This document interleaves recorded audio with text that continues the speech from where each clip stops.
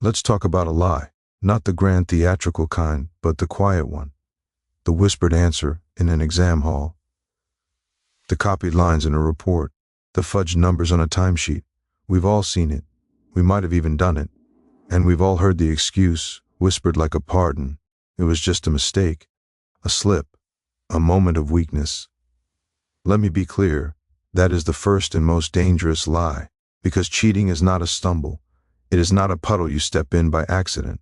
It is a corrosive agent you choose to apply, drop by drop, to the very girders that hold our world together. Think about this city, or any society. What holds it up? It's not just steel and concrete. It's something invisible, something we breathe without thinking. Trust. We trust that the engineer who designed the bridge did the math correctly. We trust that the doctor wrote the correct prescription. We trust that the currency in our pocket has value, because 1,000 unseen hands have all agreed to honor it. We walk across that bridge, swallow that pill, hand over that cash on faith. This faith is the infrastructure of civilization. It is the silent, unseen network more vital than any power grid. Without it, everything grinds to a halt. We would measure every beam ourselves, test every pill, weigh every coin. Progress becomes impossible. We would be paralyzed by suspicion. Now, what is cheating? At its core, it is the deliberate severing of that trust. It is you deciding that your momentary convenience, your desire for a better grade, an easier win, a quicker path, is more important than your integrity. But the damage is never contained to you. When you cheat on an exam, you are not just fooling a teacher, you are sending a signal into that invisible network. You are saying, the rules of this system, the shared agreement that we are all being measured honestly, do not apply to me. You are, in a very real sense, stripping a single bolt from that bridge we all must cross. And one bolt, perhaps the structure holds. But you are not the only one. Someone else hears that whisper, sees you get away with it, and thinks, why should I struggle while they prosper? They strip their bolt, then another, and another. Soon the very idea of honest effort becomes a joke, the mark of a sucker. The environment becomes toxic. The teacher, now suspicious, turns every assignment into a lockdown. The employer, burned by false credentials, trusts no one and installs surveillance. The system, designed to run on good faith, now requires bars and locks and polygraphs to function. This is the world cheating builds, a world where no one can take anything at face value, a world where we all pay a tax of constant verification because the foundational trust is gone. Look at the cost. It's in the brilliant student who loses a scholarship to someone who paid for a paper. It's in the qualified candidate passed over because someone inflated their resume. It's in the slow, eroding cynicism that tells a young person, don't bother playing fair because no one else does. That student, that candidate, that young idealist, they are the collateral damage of your personal mistake.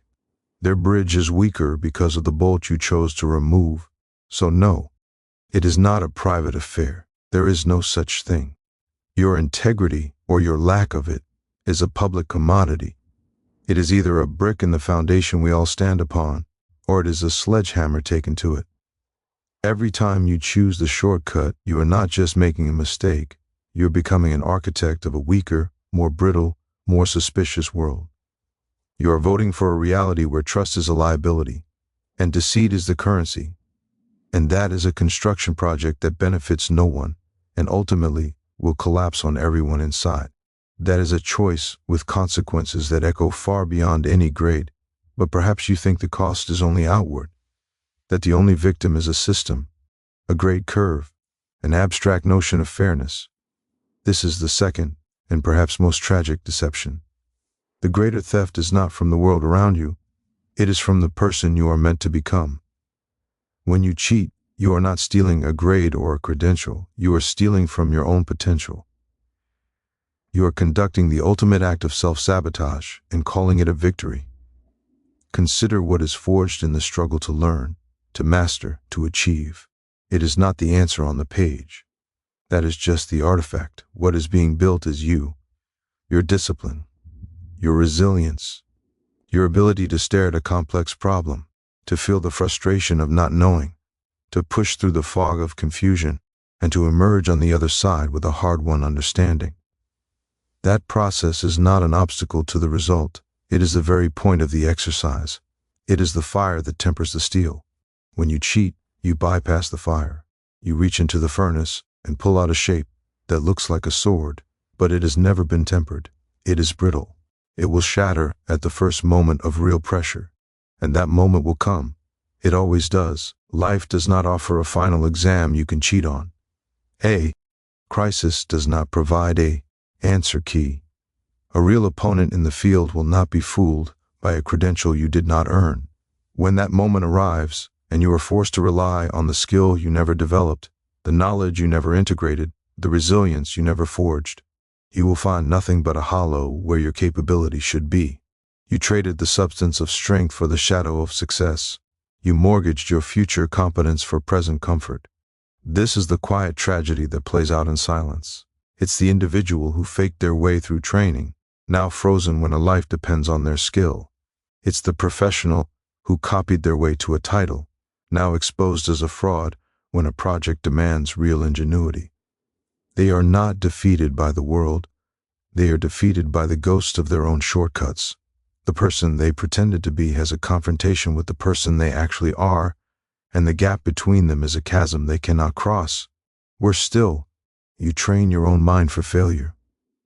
You teach it that the correct response to difficulty is not to dig deeper, not to persevere, but to seek a loophole, to deceive. You are wiring your own instincts for corruption. The first time it feels like a choice. The 10th time it is a habit. The 100th time it is your character. You become someone who cannot engage with a challenge directly, who sees every obstacle as a lock to be picked, rather than a wall to be scaled. You diminish your own capacity for growth, and you do it willingly, for the price of a temporary, meaningless advantage. Think of the self-respect that is quietly smothered in that transaction. There is a fundamental knowledge, a quiet pride, that comes from looking at something difficult and saying, "I did that. I earned that." It is a fuel that powers future endeavors. Cheating robs you of that fuel. You may have the trophy, but you cannot look at it without knowing it is a counterfeit. You cannot build a life of meaning on a foundation of lies you told yourself. The applause will sound hollow because you know the performance was a sham. You are condemned to live as an imposter in your own story, always waiting for the moment the curtain is pulled back. So you see, the greatest cost is not external. It is the slow internal collapse of your own architecture. You are not cheating the system. You are not cheating your teacher or your rival. You are cheating the stronger, more capable, more resilient version of yourself that was waiting to be born in that struggle. You are choosing to remain untested and therefore forever weak. You are paying for a plastic medal with the only currency that truly matters, your own potential. That is a theft from which you can never be made whole. So you may still cling to the idea that it's a victimless crime, a private transaction, that the only person you're hurting is yourself, or perhaps some faceless system. But that is a calculation made in a vacuum, ignoring the physics of the real world. Every action has a reaction. Every advantage gained unfairly creates a disadvantage for someone else. Cheating is not a solitary act. It is an act of aggression against the very community you exist within. It creates an unfair advantage, yes, but that term is too clean. It creates a poison that spreads, harming the collective, forcing everyone into a darker, more desperate game. Picture a race, not a race on a track, but the quiet, constant race we are all in, for opportunity, for recognition, for a place. The rules are clear. The starting line is the same. The measure is honest effort and true ability. Now imagine one runner decides the rules are for others. They slip from the blocks early. They take a hidden shortcut. They cross the finish line first, arms raised. What have they won? A hollow victory. But look at what they have done to everyone else. The runner who trained every day, who followed the rules, who pushed their honest limits, now stands in second place. Not because they were slower, but because they chose to remain honorable. The reward for integrity is to be labeled a loser. Their effort is rendered secondary to a lie. That is the active harm. It is not passive. It is the devaluation of honest work. When a cheated floods the system, the genuine A earned through midnight oil and clenched determination is cheapened. It becomes suspect. The currency of real achievement is inflated until it is worthless. The teacher, seeing too many perfect scores from those who never participated, begins to doubt the true scholar. The employer, wading through resumes padded with fiction, becomes cynical about every claim. The cheater forces a world where proof of honesty becomes more important than the honest work itself. They make trust a liability. And then comes the corrosion, the domino effect. The honest individual, seeing the cheater celebrated, promoted, rewarded, faces a brutal calculus, continue to labor in obscurity while others prosper through deceit, or lower themselves to compete. This is the race to the bottom that cheating ignites. It makes corruption a strategic necessity. It whispers you cannot win by playing fair. So the second person rationalizes their own small compromise. Then a third. The standard erodes. What was once unthinkable becomes commonplace, then expected. The entire environment becomes toxic, a marketplace where ethics are a luxury few can afford. The community is no longer bound by shared rules, but by shared suspicion and mutual exploitation. Think of the doctor who faked their way through medical school. The harm is not just the abstract breaking of rules. The harm is in every patient who trusts that doctor with their life. The harm is in every competent, ethical medical student who loses a residency spot to that fraud. Their stolen opportunity is a direct, tangible consequence. The accountant who cooks the books doesn't just cheat a client. They undermine the entire financial ecosystem, making every transaction more costly, more guarded, less efficient. The damage radiates outward, a wave of consequence that eventually crashes upon shores far from the original act. This is how societies fracture. Not with a bang, but with 1,000 tiny betrayals of the common good. It's the slow acceptance that the game is rigged, so why play by the rules? It creates a climate where the only morality is don't get caught. It punishes the virtuous and rewards the venal. It tells the young and the idealistic that their integrity is a weakness to be shed. It tells them that the world belongs not to the most capable, but to the most cunning. You cannot build a strong city, a just society, or even a functional team on this foundation. You can only build a pyramid of lies, where each person stands on the deception of the one below, all waiting for the tremor that will bring it all down. The unfair advantage is a spark. It ignites a fire that consumes the trust, the fairness, and the shared purpose that allow any group of people to achieve something greater than themselves. So when you choose to cheat, you are not just seeking an advantage. You are declaring a kind of silent war on the very idea of a level field. You are actively making the world a more cynical, a more hostile, and a less just place for everyone who chooses to walk the harder, honest path. You are not just breaking a rule, you are breaking the social contract that allows us to move forward together. You tell yourself it's a one-time thing, a moment of weakness, a single lapse in a long life of judgment. You give it a label, a mistake, because mistakes can be isolated, they can be walled off, learned from, left in the past. This is the most seductive and dangerous lie of all. Cheating is not an event. It is the beginning of a habit. It is a path, chosen one rationalization at a time. It is the slippery slope of compromise, where the first step is the only one that feels like a choice. Think about the anatomy of that single act. It is not a lightning strike from a clear sky.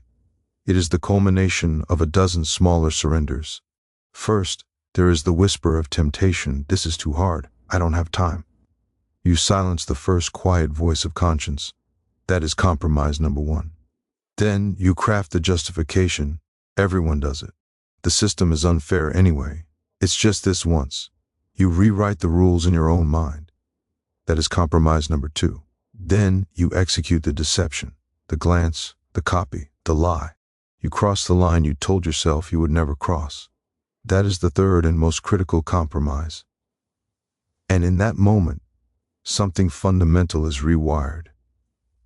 You have not just broken a rule, you have trained your own neural pathways. You have taught yourself that when pressure mounts, integrity is negotiable. You have linked the feeling of stress not to perseverance, but to the shortcut. The barrier is now lower.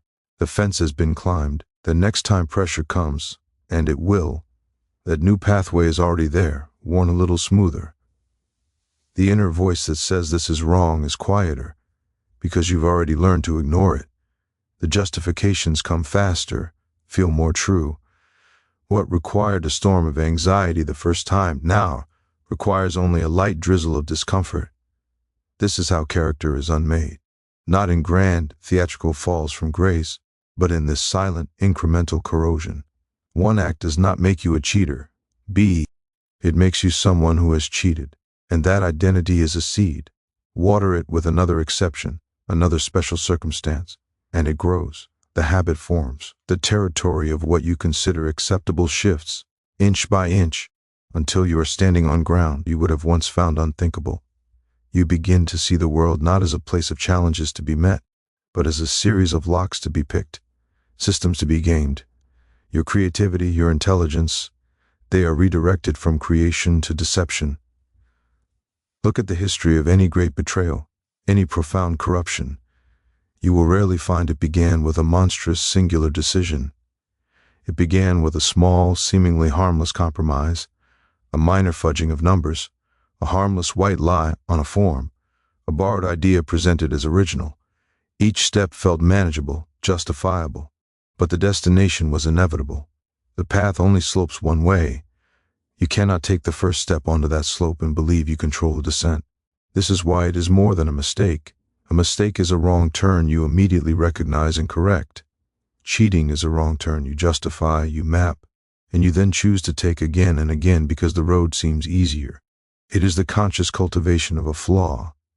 You are building a tolerance for your own dishonesty, and with each repetition you are abandoning the person you claimed you wanted to be. That ideal self, the capable one, the honest one, the resilient one, recedes. You are actively building a different self in its place, a shadow self that is adept at evasion, fluent in excuse, and impoverished of genuine strength. You are practicing, drilling, perfecting the art of being less than you are. So do not speak to me of isolated incidents. In the ledger of your character, there are no isolated entries. Every choice is a deposit or a withdrawal. That first act of cheating is a withdrawal of points from a grade. It is a massive withdrawal from your own moral capital, and the interest it accrues is a growing debt of rationalization, a hardening of conscience, and a future where your word, to others, and most crucially, to yourself, means nothing. You are not making a mistake, you are laying the cornerstone for a weaker foundation, and once it is set, the whole structure will be built upon it. You are not stumbling, you are practicing the fall. And what do you gain from this practice? What is the prize at the end of this compromised path? Let's examine it. Let's hold it up to the light, because when you cheat, you are not just acquiring a grade, a title, a win. You are engaged in a transaction where you trade away the very meaning of the thing you think you are stealing. You are paying for an empty shell and calling it treasure. Cheating does not deliver achievement. It delivers a forgery of achievement, and in doing so, it drains all genuine value from the accomplishment itself. Consider what true achievement is. It is not a piece of paper. It is not a line on a resume. It is not a trophy on a shelf. These are merely the shadows it casts. True achievement is the unbreakable link between three things: the struggle of the effort, the growth of the skill, and the reality of the result. They are fused together. The sweat, the frustration, the late nights, the moments of breakthrough. These are not separate from the A+ or the championship. They are what give it weight. They are what make it real. The result is simply the proof of the journey, the echo of the effort. It is the satisfaction of looking at something difficult and knowing, deep in your bones, I did that. I am capable of that. That knowledge is unshakable. It is a resource you can draw on forever. Now, break that chain, sever the link. That is what cheating does. It attempts to steal the result while abandoning the effort and foregoing the genuine skill. You are left holding the artifact, the grade, the diploma, the medal, but it is disconnected from its source. It is a dead thing. You cannot draw strength from it. You cannot look at it with pride because pride requires ownership, and you did not earn it. You leased it through deception. The trophy becomes not a symbol of your strength, but a monument to your dishonesty, a constant quiet reminder that you were not equal to the challenge. Think of the emptiness that must follow. The applause will sound distant because you know it is meant for a performance you did not truly give. The recognition will feel like a disguise because it honors a person you have not become. You are an imposter in the narrative of your own success. You must live with the cognitive dissonance of being celebrated for something you know in the quiet hours of the night you did not do. That is a psychological prison. It is far more burdensome than the struggle you sought to avoid. This is the cruel joke of the shortcut. It makes the destination meaningless. You wanted to reach the summit. So, you took a helicopter. You stand at the top, the wind in your hair, the view before you, but you did not climb. Your lungs did not burn. Your muscles did not ache. You did not overcome the cliff face, navigate the false trails, or push past your own desire to quit. The view is the same, but the experience is not. The transformation that happens in the climb, the self-knowledge, the resilience, the earned perspective, is absent. You have the photograph, but you missed the journey. And the journey was the entire point. Apply this to anything. The degree you copied to get, it represents knowledge you do not have. The relationship built on a lie, it represents a trust you do not deserve. The business deal won through deception, it represents a reputation you cannot sustain. These are facades. They have no structural integrity. The first strong wind, a difficult question, a crisis of trust, a real test of ability, and they will tremble because there is nothing behind them but the hollow space where your character should have been built. You begin to live in a world of symbols that have been severed from their substance. You trade in empty currency, and you will eventually starve in a room full of this counterfeit wealth, because none of it can truly nourish your sense of self, your pride, or your purpose. The hunger for real accomplishment, for that fused link of effort, skill, and result, will remain, and no amount of forged success will ever satisfy it. So you stand there holding your prize, and it is weightless. It confers no true confidence, because confidence is born of proven capability, not proven cunning. It offers no foundation for the next challenge, because you built no foundation. You just painted a door on a wall. You have not gained an achievement. You have performed a burial. You have buried the meaning of the thing you thought you wanted, and you are left standing over the grave holding the shovel. That is not a victory. It is a funeral for your own potential. This brings us to the final inescapable truth, a truth that exists beyond the immediate moment, beyond the grade, beyond the fleeting advantage. You may believe the consequences of that choice are contained, like a fire in a fireplace. You got away with it. No one knows. The benefit is banked, but you are forgetting the physics of character. Every choice casts a shadow, and the shadow of deceit is long. It stretches into your future, waiting for you to catch up to it. When you cheat, you are not solving a problem for your present self. You are creating a debt for your future self, a debt payable with interest in the current.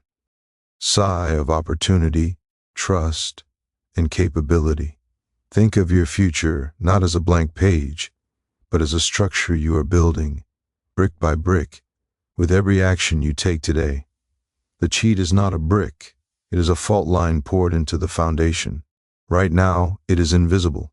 The surface is smooth, the structure stands. But a foundation must bear weight. It must withstand pressure. And when the real weight comes, the weight of true responsibility, of a crisis that demands skill, of a moment where everyone is counting on you, that is when the fault line reveals itself. That is when the foundation cracks. The collapse is not immediate, but it is inevitable. You have undermined your own future stability. The knowledge gap you avoided today does not disappear. It simply lies in wait. You bypass the struggle to learn a concept, to master a skill. That gap in your understanding doesn't vanish. It becomes a hole in your intellectual floor. You will step onto it later, when the subject advances, when the job requires it, when there is no one to copy from, and you will fall through. The shortcut of today becomes a dead end tomorrow. You have traded a temporary delay of difficulty for a permanent weakness. You have chosen to be unarmed for a future battle you cannot avoid. Then there is the shadow on your reputation. You may think no one saw, but the world is smaller than you believe, and trust, once questioned, is a ghost that never leaves. People may never have proof, but they will have a feeling, a doubt, a sense that your results don't match your visible effort. That shadow of suspicion is a ceiling. It will be there when you ask for a recommendation, when you seek a crucial responsibility, when you need someone to believe in you with no evidence but your word. They will hesitate, and in that hesitation a door will close. An opportunity will pass to someone whose record is unhaunted. You will have constructed your own limitation. But the most profound debt is internal. You are teaching your future self a catastrophic lesson, that you are not capable, that when faced with a challenge, your authentic self is insufficient and you must become someone else, someone deceptive, someone false to survive. You are programming yourself for cowardice. So when a future challenge arises, a real one, your instinct will not be to marshal your resources, to dig deep, to fight. Your conditioned instinct will be to look for the way around, the exit, the trick. And some challenges in life have no exits. Some battles must be met head on. In that moment, you will find yourself empty, because you spent years practicing evasion instead of strength. You are not just risking getting caught. You are guaranteeing that you will be unprepared. You are ensuring that the person you need to be in 5 years, in 10 years, the capable leader, the reliable partner, the genuine expert, will not be there. You are actively unbuilding that person, choice by choice. You are creating a future where you are a stranger to your own potential, a tenant in a life built on shaky ground. The applause for the false victory will fade, the trophy will tarnish. But the consequences are permanent residents. They wait in your future, patient and exacting.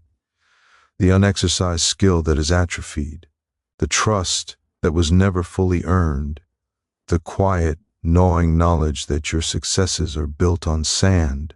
These are not punishments inflicted by an external world. They are the natural, gravitational pull of cause and effect. You chose the weaker material. The structure will fail under its own intended load. So you see, it is the ultimate miscalculation. You believe you are outsmarting the present, but you are only outsmarting your own future. You are not buying a ticket to success with that cheat. You are purchasing a one-way trip to a moment of profound failure, a moment when the person you pretended to be is demanded by the world, and all you have to offer is the person you actually are, the one you left behind untested and undeveloped all those years ago. You are not saving time. You are borrowing it at a ruinous rate from the person you are destined to become. And that debt always comes due.